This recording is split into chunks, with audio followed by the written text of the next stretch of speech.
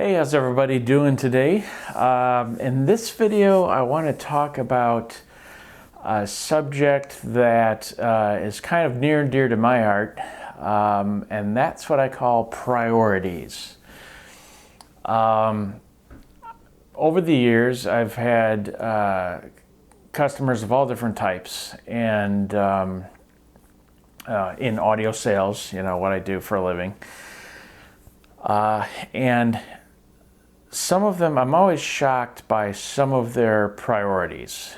And what I mean is everybody's got priorities in life. There's people that say, oh, I never have any time to go to the gym. Well, that's because the gym is not your priority. It's not that you don't have any time. It's that you don't want to go. It's not a priority for you. When it is a priority, you will make the time. You will make the financial sacrifice, and you will make it your priority. Or I never have time to cook dinner, or I never have time to do, put anything in. It doesn't have to be time, but a lot of times it's money. So money is the ultimate decider in what a priority is, because that's where you'll spend your money. So I had a customer come in one time, and kind of shocked me, because he came in and he said, I remodeled my basement. I've got marble everywhere. I built this amazing bar, mahogany. He's got all these nice shelves and lighting, and he built this fireplace with a marble surround on it, really nice mantle. He built this other thing, complete basement makeover, right? And he's using kind of expensive hardware and componentry and all that. And he told me that his number one priority in life, my ears perk up when they say it, right? My number one priority is audio. He's like, I'm listening to music from the time I get up to the time I go to bed. And he wants an audio system that will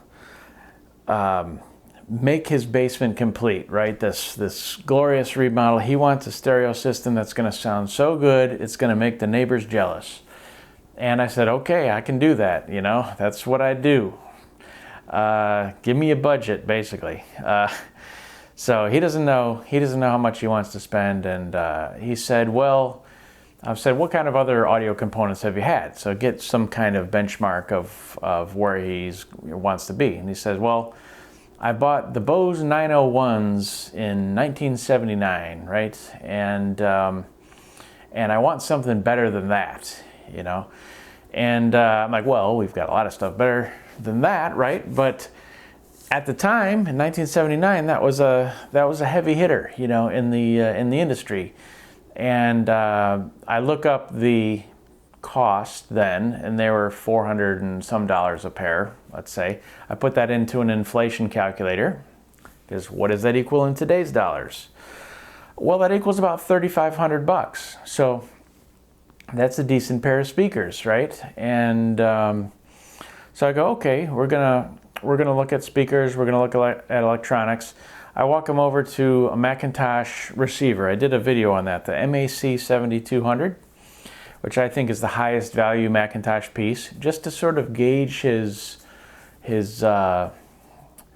willingness to invest, let's say, because that's a $7,500 piece now, and that gets you something that it's going to last you the rest of your life. 200 watts per channel, really nice preamp, a lot of good features, right? But it's not Macintosh Separate's kind of price point. That gets you in the club for the most bang for the buck. So I was trying to see if this is going to be something in its price point. And when I said that price, $7,500, he about had a duck right there, and he goes, if I spend more than $1,500, my wife's going to kill me. And this is the guy that told me that music is his number one priority in life. The other thing I've realized is that men will use the my wife won't let me spend any more, that excuse all the time, as if their wife's just going to crush every single purchase they want to make. But it's in reality, I suspect that at least half the time, he doesn't want to spend any more than that.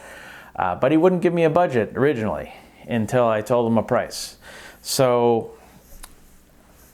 I said, okay, I don't know his financial situation. $1,500. Okay, well, for $1,500, I sell new products. I don't sell used stuff. So $1,500 is going to get us a basic system. I can put together an audio system. It'll be a basic setup. About the least expensive integrated amp I can get. A very inexpensive source. A small pair of bookshelves. But this is not the system he was describing to me, where he wanted to make his neighbors jealous. He wanted to have an audio system that just filled the room with sound, and he could enjoy his retirement listening to music, right? And I said, well, like I said, I don't know his financial situation. He might not have a lot of money, although he did just show me his complete, amazing basement remodel. So his priorities were more into the materials. Like he spent on the marble, he spent on the mahogany and the fancy tile work he had and all that other stuff, but he only left $1,500 for the stereo, which wasn't going to be better than the speakers he bought in 1979. He was going to get something a lot smaller. If you don't have a lot of money, if you're a college student, if your bills add up almost to what you make every month, sure, I perfectly understand spending a little bit on your stereo. But the thing that really sealed the deal for me is he left. He never came back.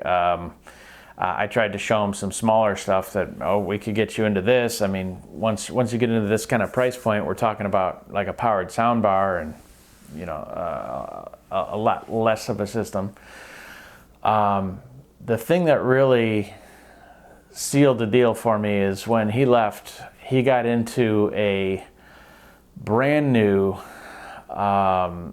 Ford F-350 Platinum with the diesel, the Power Stroke diesel engine. This is a $85,000 vehicle, crew cab, the chrome package and everything. This is $85,000 vehicle. Looked like he never put anything in the truck bed. Like this was a vehicle that never saw any work, you know what I mean? And then he drove off. But he told me that music was number one most important thing in his life, and he really wanted something that could deliver that to his great new basement. So that's what I call priorities. That wasn't the biggest priority in his life, and people's impressions of what things should cost are kind of strange, because in this industry, in the audio and technology industry, things only get more expensive. So speakers, amplifiers, and electronics, they go up in price every year with inflation, and they went up this year, unfortunately, quite a bit. The only thing that goes down in our industry or trickles down is video. So TVs, projectors. You still have models that cost as much, but they'll be better than the year before. So the technology kind of trickles down. With everything else, it just goes up. So I'll talk about what the best investments actually in this industry in audio are in another video. That could be a whole nother discussion. But anyway, what are your priorities? What do you like to do? I'm curious, because just let me know in the comments below. It doesn't have to be audio just because you're watching me. A lot of people collect guns. A lot of people do other stuff. I like to cook. So some people like cars. I bought a truck. My truck is a U-Haul. It's a used U-Haul truck, that I got at a really good deal. That's why I bought it. But that's why I can afford stuff like this, because it's not a priority. The most extreme example of this I've seen is the Japanese. I wish we had some of these Japanese audiophiles here in the US. There's a couple guys, and there's a video on YouTube that shows them. One guy has I think they said 200 square foot apartment. We're talking a small room. And he's got a $200,000 stereo. And I think that's just awesome.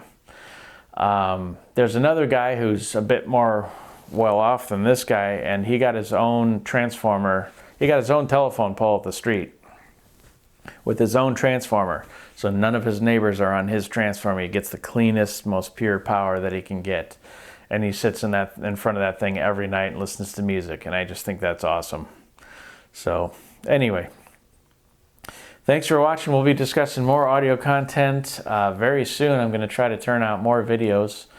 If you can like and subscribe, I'd appreciate it. I'm trying to get my channel subscribers up.